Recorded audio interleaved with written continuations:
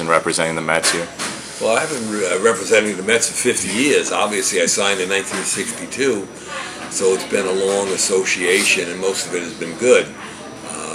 The representation here with Citibank has been great. They've supported the alumni program. They create a lot of programs that we participate in, and I enjoy meeting with all the bankers and their customers. And it's a great support level that Citibank has offered the Mets. They got behind them, sponsorship, and they're doing a lot of good things for the community. Speaking of being involved with the Mets since 1962, can you talk a little bit about that experience of going from Monroe High School to the Mets within 3 months? What was that like? Because I know you even played at a few different teams in the minors that year. Well, it wasn't really 3 months. It was 3 days. I graduated from high school and I wound up going into the major leagues. And I joined the ball club in California. I didn't play. Right. And I traveled with the Mets for 10 days on the West Coast trip. The anniversary date for my induction into the Major League Baseball was June 30th, just the other day. Oh, right. Sandy Koufax pitched a no-hitter and struck out 13. That was my first night sitting on the bench with Casey Stengel. And obviously, when I was on that trip, he knew I just signed as a 17-year-old player. I didn't play that trip. When the team came back to New York, the Mets sent me to a AAA ball club, Syracuse, and I stayed there for a couple of weeks. And I joined 2 or 3 clubs, Knoxville. I joined Auburn, which is a Met affiliation. We didn't have affiliations back then. That's right, they were independent, yeah. They had no farm system. They were just starting out. So I jumped around a little bit to get some experience, and then I came back and joined the ball club again in September. So, it was quite an experience for a 17-year-old guy.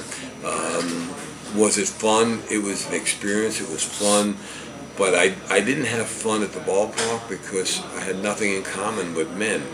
My first roommate was Frank Thomas, who was 35. Right. I was 17. I don't think it doesn't mesh like it's supposed to. I was thinking about Walt Disney, Disneyland out there, and right. The guys were doing other things. And until the Mets started adding young players like Sabota and Buddy Harrelson, Tug McGraw, right. I really didn't have anybody to run around with. Larry Bernard was another roommate of mine. He just graduated from St. John's, right? Yeah. But Larry was also about 22. I mean, there was a right. There was a big age gap I had read between you and the next closest person on that team. There was a 5-year gap, but that was the closest I had until Sabota and the other guys came, and they were all my age. What was Rogers Hornsby like? Did you able to get much out of him? I know nothing out of him. Really, just a waste of time. He was the Met coach, and his philosophy on trying to help players was swing at a strike.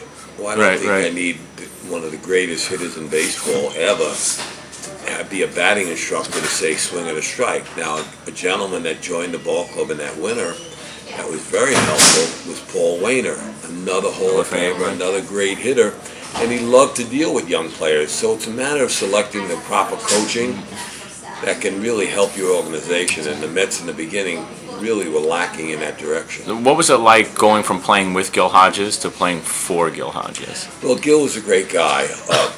Playing alongside of Gil, he was the biggest influence in my career on teaching me the fundamentals of playing first base. You think you know how to play the game. You think you know what you're doing as a high school kid, but there are so many intricacies that you need to know, and he worked with you, and he was very patient, good about that, and he gave direction. And you know what? I learned from the best. He had great hands, showed you how to play the game, footwork around the base, which was very important. There are plenty of guys playing first base now, touching the base with the wrong foot, had no clue what they're doing. But Gil worked with me, so the time I spent with him as a player was very beneficial because I set the groundwork. Then he became back as a manager, and of course he took over, and he was a great leader. Being, I guess, his background, his Marine background, I mean, the guy was really strictly a leader. He probably had tough times today, not because he couldn't manage, didn't know the game, but he gave one set of orders, and 25 guys jumped and saluted. Nowadays, the game is a little different. You're dealing with agents, everything else, and everybody has their own set of rules. It might be a little tough for him. You still hold quite a few Mets records, although David Wright is right on the heels of a few of them. What do you think about Wright's? He just got selected to the All-Star game, but didn't get voted in as a starter. You know, how does that process kind of differ to when you were selected for the All-Star team? How were you notified, and do you think Wright should have been the starter this year? Well, first of all, you want to get the fans involved. Right. But I think they have too much of a say right now. I think it's a disgrace that David Wright was not the starting third baseman for the National League. The guy is hitting .360. He's driving and runs for the Mets. He's playing every day. He's made a tremendous comeback. I mean, the other gentleman is having a good season, right, but not a David Wright season. Right. I mean, all you got to do is check the records, check the book. There's no reasons. But he loses by so many votes. Come on. I think the fans should be involved because it's their game. Right. But I don't think their vote should carry. They should have a portion of it. Right. Let the coaches and managers vote. And the right, sports writers vote, and 2 out of 3 wins. Right.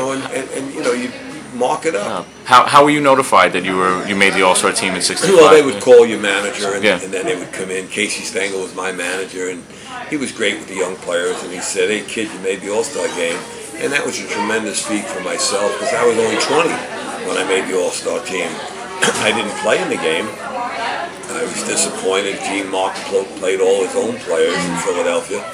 And we played the game in Minnesota, and it was kind of frustrating because I never made it again. If you want to play, you go to it. They do a better job of managing the players today. Right. In the game, they get everybody in. But I think they should have free substitution with a couple of players. They ought to mark before the game right, that you have 2 or 3 guys that can fill and play a lot of positions.